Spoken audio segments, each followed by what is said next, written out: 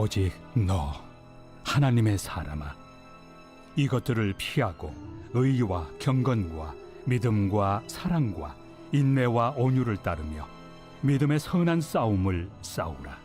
영생을 취하라.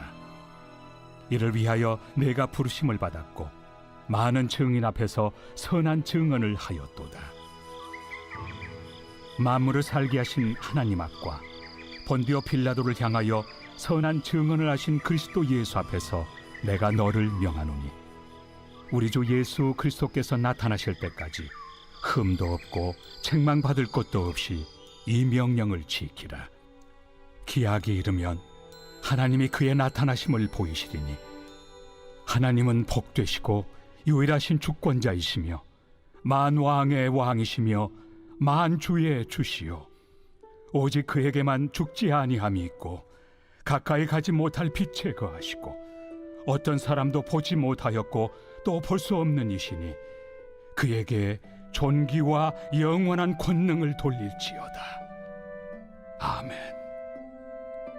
내가 이 세대에서 부한 자들을 명하여 마음을 높이지 말고 정함이 없는 재물에 소망을 두지 말고 오직 우리에게 모든 것을 후히 주사 누리게 하시는 하나님께 두며 선을 행하고 선한 사업을 많이 하고 나누어 주기를 좋아하며 너그러운 자가 되게 하라.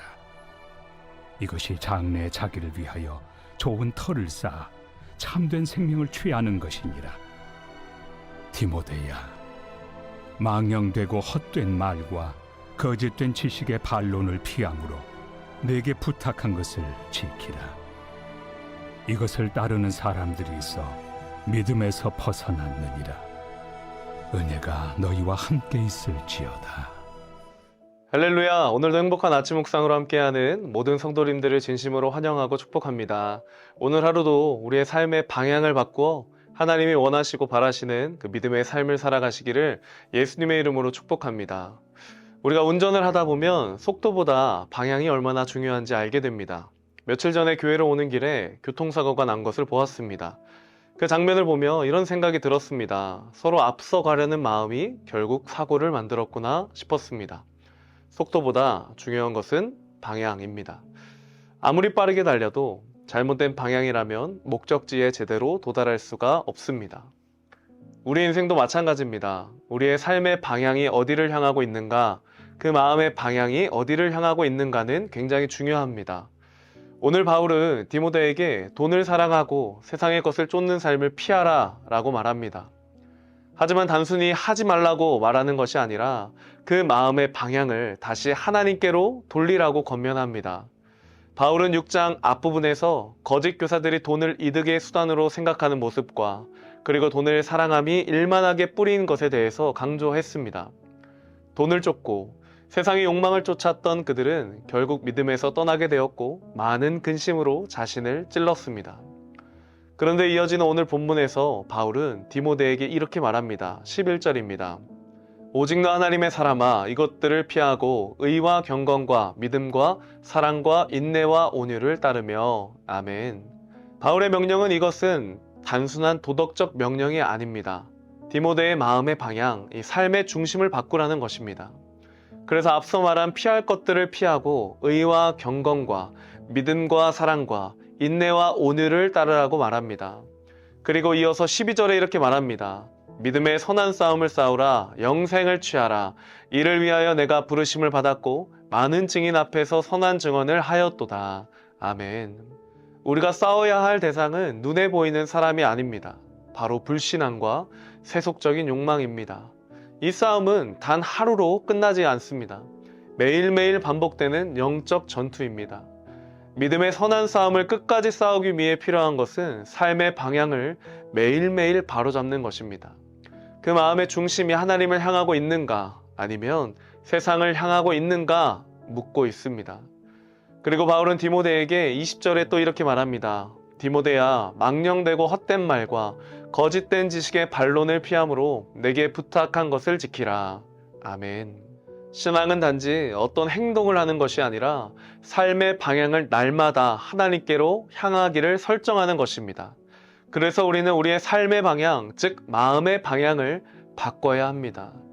이는 단지 태도를 말하는 것이 아니라 마음이 어디를 향하고 있느냐를 점검하는 것입니다. 하나님의 사람은 무엇을 더 추구하고 무엇을 위해 살아가는가에 따라 그 삶이 결정납니다. 오늘 우리의 삶의 방향은 어디를 향하고 있습니까?